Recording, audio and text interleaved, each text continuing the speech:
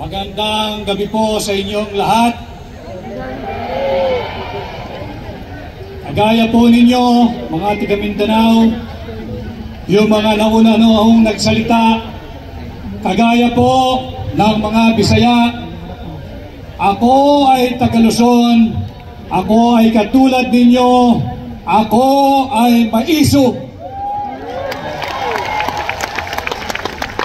Ako ay mubarog para kay Governor Edwin Kuya Gob Humahig. And Filipinos are not for sale. Yes. And because we are not for sale, we have to continue defending and protecting our Constitution. Yung ginagawa ho nating pag-iikot, nagsimula sa isang bulong, dahan-dahang lumakas, naging isang ganap na tinig.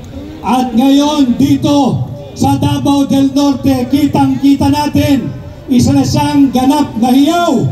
Yes!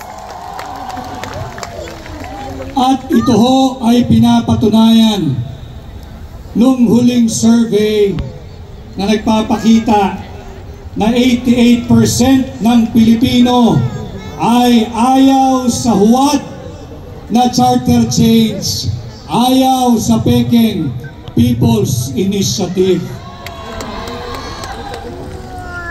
Kagaya rin ho ng sinabi ng ating host ngayong gabi, si Giselle. Sila po ay nahalal sa terminong 6 na taon. Makontento na ho kayo sa 6 na taon at huwag ninyong pagtangkaang lapastangin ang ating saligang batas sapagkat naririto ngayong gabi ang soberanya at handa kaming ipagtanggol ang ating saligang batas. Huwag ho tayong papasiguro sapagkat sa muling pagbubukas ng sesyon, baka ipilit po nilang palusutin ang usapin na naman ng peking charter change at huwad na People's Initiative. Laganap na po ang mensaheng ating iniikot sa buong bansa. Subalit hindi po tayo titigil dito, patuloy po tayong iikot kapiling si Pangulong Rodrigo Roa Duterte upang higit pang gisingin ang ating mga kababayan, hindi lamang dito sa Mindanao, hindi lamang sa Bisaya, kundi sa buong Pilipinas, kasama na kami sa Luzon.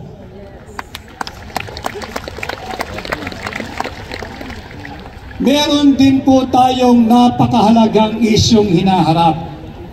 Sadyang masalimuot intindihin, subalit lalong pinahihirap sapagkat tila pinahihirap na mga nasa pamahalaan. Ito po ang usapin ng South China Sea.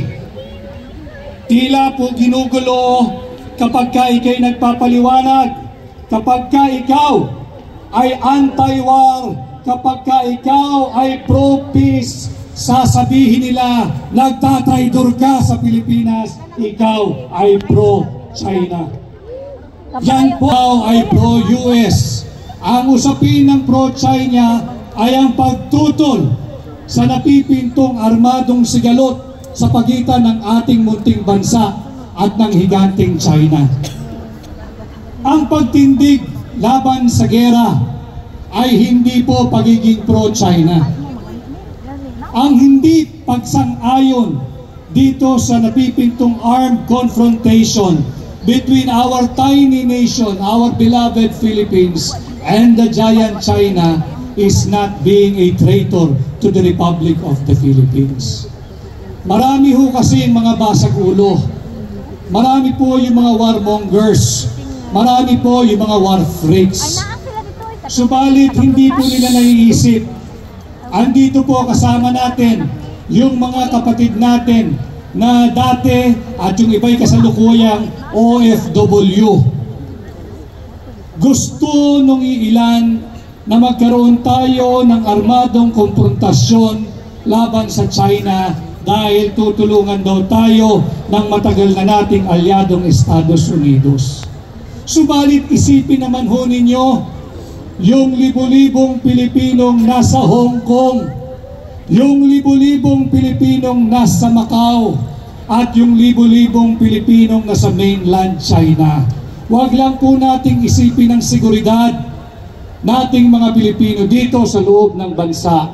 Isipin din ho natin ang kapakanan ng ating mga kababayang OFWs kapag naging full war ang sigalot sa pagitan ng China at ng Pilipinas. Yung pagiging pro-peace and anti-war, hindi po ito pagkakaroon ng defeatist mentality kagaya ng sinasabi ng isa dyan sa pamahalaan.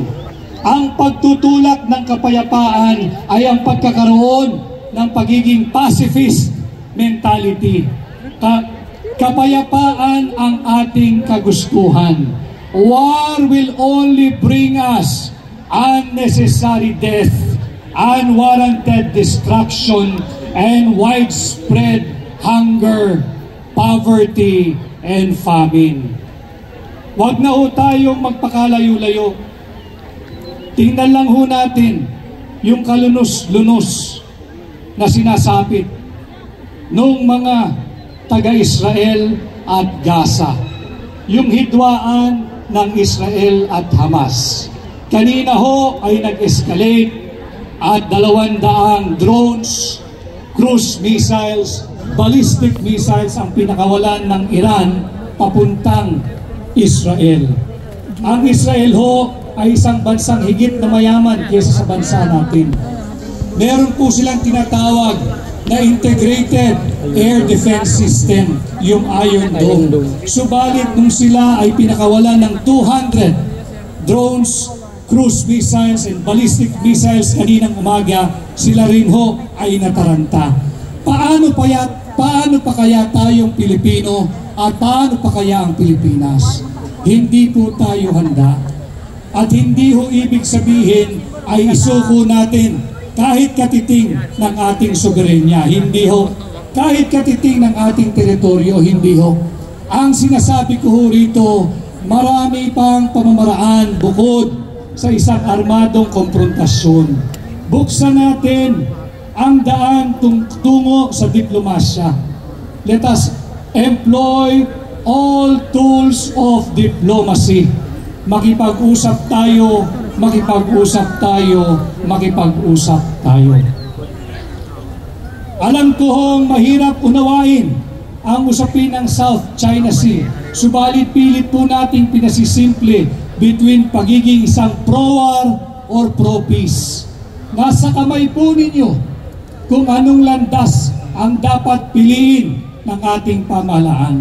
Isa lamang ho ang pakiusap ko sa inyo sa ngalan ng ating mga kabataan at darating pang salinlahi.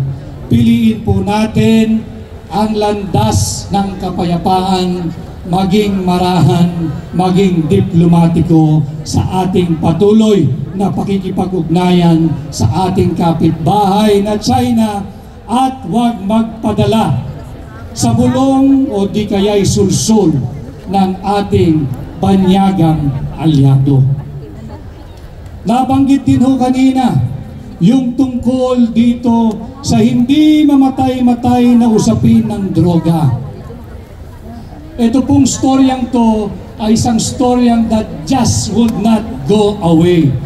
That is why ang iniiwan natin palaging hamon sa lahat na naglilingkod sa pamahalaan, it is time to undergo an open, credible drug test.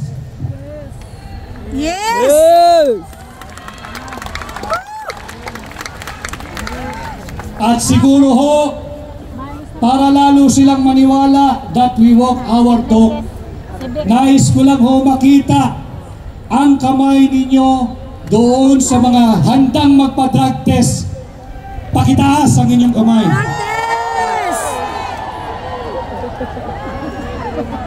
Sana ho nakikinig at nanonood at alam ko namang nakikinig at nanonood ang mga nasa pamahalaan. Ganon din ho ang aking pakikipaglaban at pakikipag-usap sa ating mga makikisig at mahal na kasundaluhan na silang nagbibigay ng external security sa ating ngayong gabi. Maraming salamat sa inyo at sa ating mga kapulisan na nagbibigay ng interior perimeter security. Ang ating pong mga kasundaluhan at ang ating mga kapulisan periodically ay kinakailangang sumailalim sa isang credible, truthful, and honest drug test or drug examination. Yes. Kung ang ating mga sundalo, tagapagtanggol, at ang ating mga pulis na siya ang namamahala ng katahimikan at kapayapaan ay kinakailangan sumailalim sa periodic drug test, bakit kailangan exempted ang ating mga national leaders? Pag nagbasa po tayo ngayon ng mga pahayagan, tila 11th hour na at anytime ay magsisimula ang gera, ang hidwaan. War is obscene.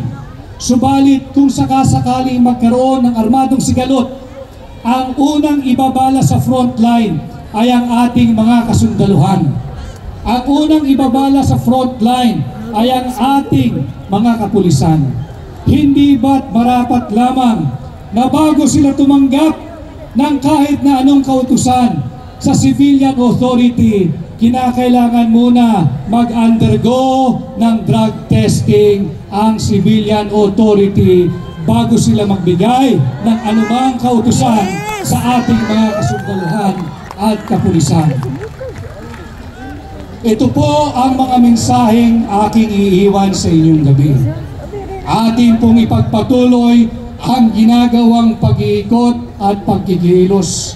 Hindi po kami mapapagod hanggat hindi namin naiikot ang halos buong bansa natin, because we have to continue defending and protecting our Constitution. Maraming salamat. Mabuhay ang Pilipinas at mabuhay ang lahing Pilipino.